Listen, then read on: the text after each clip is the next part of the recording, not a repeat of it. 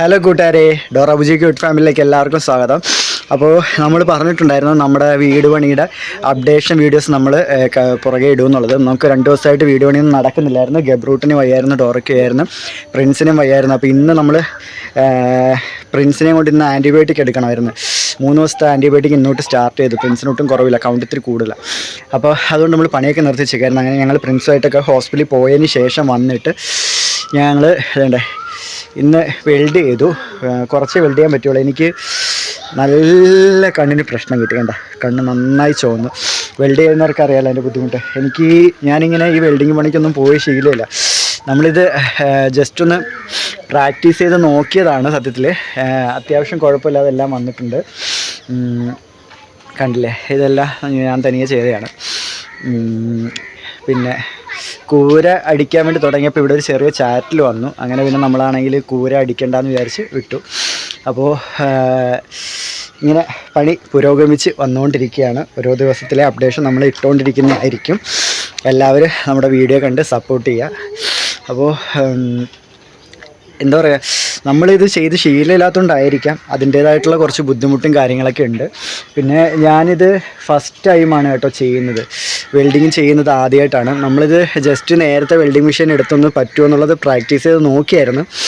അപ്പം കുഴപ്പമില്ല, പറ്റും. ഇത് ഇങ്ങനെ വലിക്കുന്നത് എന്താണെന്ന് വെച്ചാൽ കണ്ണ് നല്ലോണം വേദന എടുക്കുന്നു കേട്ടോ. വേദന എന്ന് വെച്ചാൽ ഈ മണലൊക്കെ വാരിയിടത്തില്ല കണ്ണിനകത്ത്, അതുപോലെ കണ്ണിന് ഇങ്ങനെ ഇടയ്ക്കിടയ്ക്ക് വെള്ളവും വരുന്നുണ്ട്. ചാറ്റൽ മഴ ഇവിടെ കേട്ടോ. ഞാനതാ പിന്നെ അങ്ങ് പണി നിർത്താമെന്ന് വിചാരിച്ചത്. കാരണം ഈ മഴയുടെ ഇടയ്ക്ക് നമ്മൾ ചെയ്യാൻ പറ്റത്തില്ലല്ലോ. അതുകൊണ്ട് പിന്നെ പണി നിർത്താമെന്ന് വിചാരിച്ചത്. കണ്ണ് വലിക്കുന്നു, മൂക്ക് വലിക്കുന്നു. അപ്പോൾ എന്താ പറയുക, ആദ്യമായിട്ട് ചെയ്തതിൻ്റെ അത്യാവശ്യം നല്ല ബുദ്ധിമുട്ടുണ്ട്. കണ്ണിന് മാത്രമല്ല, അല്ലാതെ ഉണ്ട് കേട്ടോ.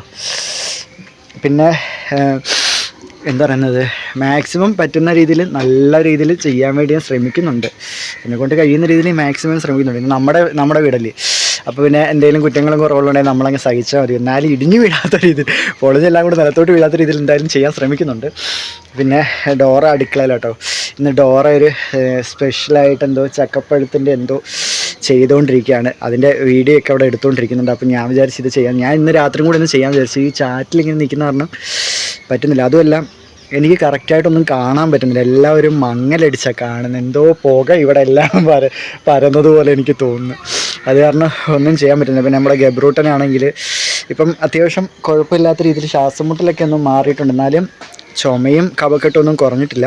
ശ്വാസം മുട്ട് ചെറുതായിട്ടൊന്ന് കുറഞ്ഞിട്ടുണ്ട്. എനിക്ക് കണ്ണ് കറക്റ്റായിട്ട് തുറക്കാൻ പറ്റുന്നില്ല കേട്ടോ. അതുകൊണ്ട് ഈ കണ്ണിങ്ങനെ അടഞ്ഞടഞ്ഞ് പോകുന്നത്. കറക്റ്റായിട്ട് അങ്ങോട്ട് കണ്ണ് തുറന്ന് പിടിക്കാനായിട്ട് പറ്റുന്നില്ല. നമ്മൾ എങ്ങനെ ഇറക്കണതെന്ന് വെച്ചാൽ ഇവിടെ നമുക്കാണെങ്കിൽ ഇത് ബാത്റൂമാണ് ഇവിടെ വരുന്നത്.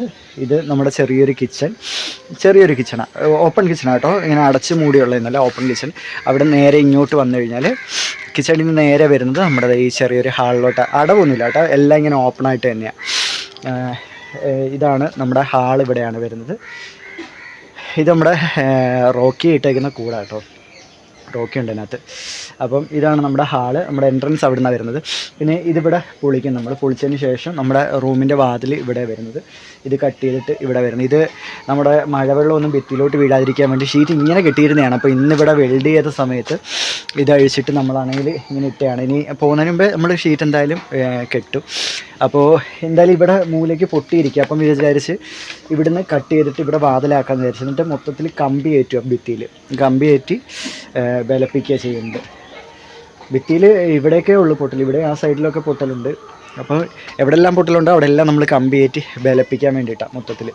എന്നിട്ട് ഫുള്ള് കവർ ചെയ്തെടുക്കും. 8-ാം തീയതിക്ക് മുമ്പ് എങ്ങനെയും ചെയ്യണമെന്ന് എൻ്റെ ആഗ്രഹം. കാരണം 8-ാം തീയതി മോൻ്റെ ബർത്ത്ഡേ അല്ലേ.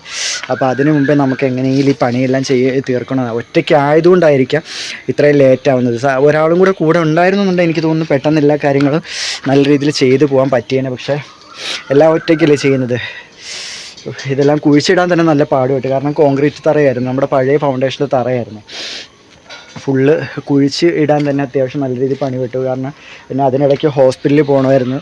എനിക്ക് അതിനിടയ്ക്ക് പനി പിടിച്ചു. എന്നാലും പിന്നെ നമുക്ക് പനി പിടിച്ചാലും നമുക്ക് പനിയാണെന്ന് പറഞ്ഞ് അങ്ങനെ കയറി ഇരിക്കാൻ പറ്റില്ല, നമ്മുടെ ആവശ്യമായി പോയില്ലേ. അപ്പം നമുക്കങ്ങനെ കയറി ഇരിക്കാൻ പറ്റാത്തതുകൊണ്ട് ഞാൻ എൻ്റെ എല്ലാം ബുദ്ധിമുട്ട് മാറ്റി വെച്ചിട്ട് ഇത് മാക്സിമം ചെയ്യാൻ വേണ്ടി നമ്മൾ ഇറങ്ങി. തൂണെല്ലാം നല്ല രീതിയിലാണ് കുഴിച്ചിട്ടേക്കുന്നത്. പറഞ്ഞു തരാൻ കഴിഞ്ഞാൽ ആരും വിശ്വസിക്കത്തില്ല. 2 അടിയൊക്കെ താഴ്ചയിലാണ് ഞാൻ തൂണിട്ടേക്കുന്നത്.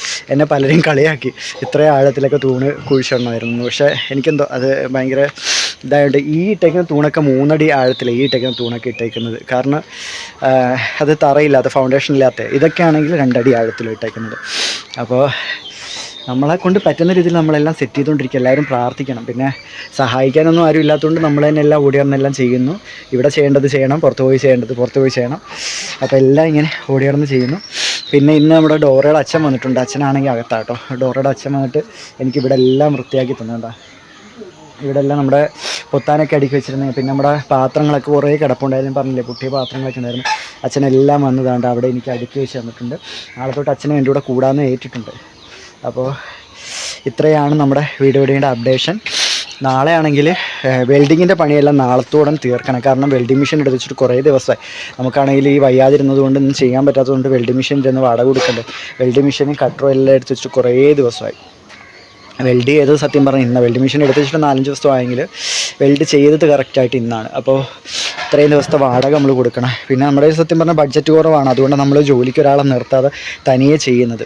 എങ്ങനെ വരുമെന്നൊന്നും അറിയത്തില്ല. എന്തായാലും ഒരു കോൺഫിഡൻസ് ഉണ്ട്, ശരിയാക്കി എടുക്കാൻ എനിക്ക് പറ്റും, നേരെയാക്കി എടുക്കാൻ എനിക്ക് പറ്റും എന്നൊരു കോൺഫിഡൻസ് ഉള്ളതുകൊണ്ട് ഞാൻ അങ്ങ് ഇറങ്ങി തിരിച്ചാണ്. അപ്പോൾ എല്ലാവരും പ്രാർത്ഥിക്കുക, എല്ലാവരും നമ്മുടെ വീഡിയോ കണ്ട് സപ്പോർട്ട് ചെയ്യുക. മാക്സിമം കൂട്ടുകാരെ നിങ്ങൾ നമ്മുടെ വീഡിയോസ് ഫ്രണ്ട്സിനൊക്കെ ഷെയർ ചെയ്ത് കൊടുക്കുക. കാരണം നിങ്ങൾ സപ്പോർട്ട് ചെയ്താൽ മാത്രമേ നമുക്ക് നല്ല രീതിയിൽ മുന്നോട്ട് പോകാൻ പറ്റത്തുള്ളൂ. അപ്പോൾ മാക്സിമം നമ്മുടെ വീഡിയോ സപ്പോർട്ട് ചെയ്യുക. എന്താ പറയുക, നമ്മുടെ വീട് പണിയെല്ലാം നല്ല രീതിയിൽ കൊണ്ടുപോകാനായിട്ട് ആർക്കും ഇനി ഒരു അസുഖം വരാതിരിക്കാൻ എല്ലാവരും ഒന്ന് പ്രാർത്ഥിക്കുക. അപ്പോൾ എല്ലാവരും കൂടെ ഉണ്ടാവുമെന്നുള്ള വിശ്വാസത്തിൽ കൂട്ടുകാരെ ബൈ.